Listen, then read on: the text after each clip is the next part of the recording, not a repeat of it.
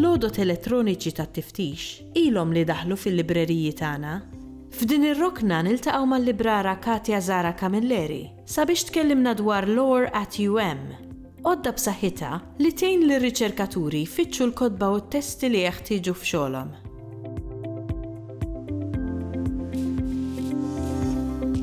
Lore@UM hija l-Institutional Repository tal-Università ta' Malta fejn wieħed jista' jsib ix-xogħlijiet l-output kollu tax-xogħlijiet kollha li jsiru mill-università, ġifieri ħajsib kemm xogħlijiet akademiċi min-naħa tal-akademiċi tal-università kif ukoll xogħlijiet tal-istudenti bħal teżijiet.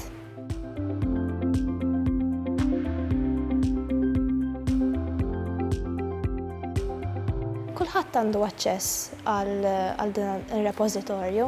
Wieħed kull ma jrid jagħmel imur fil-website tal-librerija u jidħol qisu database għalih. Biss però mhux kull ħaġa ġo fih hija aċċessibbli għal kulħadd. Dan għaliex hemm ċertu xogħlijiet huma ristretti għall-istudenti jew għall-akademiċi jew għall-impjegati tal-università. Però hemm ħafna materjal li huwa in open access, ġifieri għandu aċċess miftuħ u kulħadd jista' jagħmel użu minnu. Fuq Lore, apparti t-teżijiet li jinħarġu mill-istudenti tad-Dipartiment tal-Malti u xogħlijiet tal-akademiċi, ġifieri xogħlijiet bħal pubblikazzjoni f'ġurnali, eċċetera, wieħed jista' jsib ukoll materjal bħal poeżiji, artikli fuq storja, letteratura, stejjer qosra, eċċetera.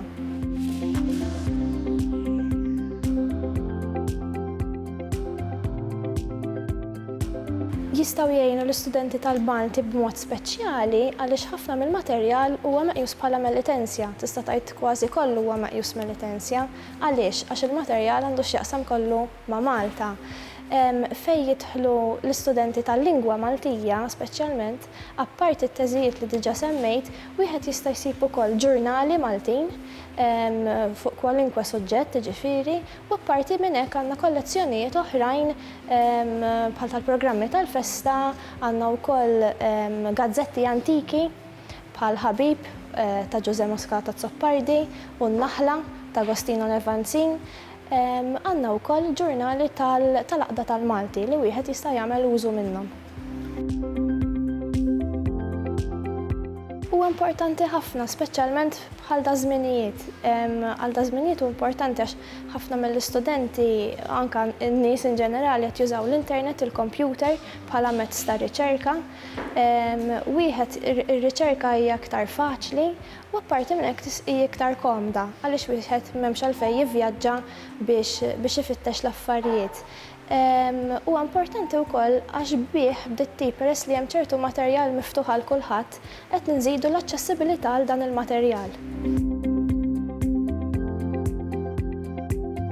Aħna bħala librara nitfgħu materjal ġdid kuljum fiha u jekk wieħed jidħol kuljum fiha ħajsib materjal ġdid. Apparti minn hekk din il-banka, din il-Lore@UM qiegħda mqabbda tista' tgħid ma' Google, jiġifieri jekk wieħed jagħmel Google search u jfittex l-affarijiet ħajjiġi gwidat għal din il-website.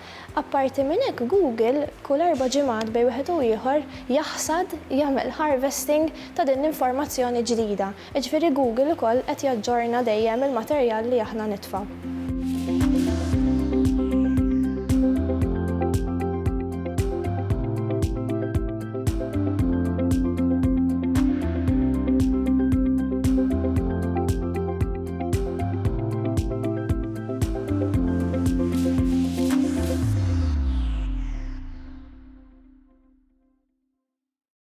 Il-Sinna jixtieq jirringrazzja lill-Aġenzija Nazzjonali tal-Litteriżmu, lill-Ministeru għall-Edukazzjoni u x-Xogħol, lill-Kunsill Nazzjonali tal-Ilsien Malti u lid-Dipartiment tal-Malti fil-Fakultà tal-Arti l-Università.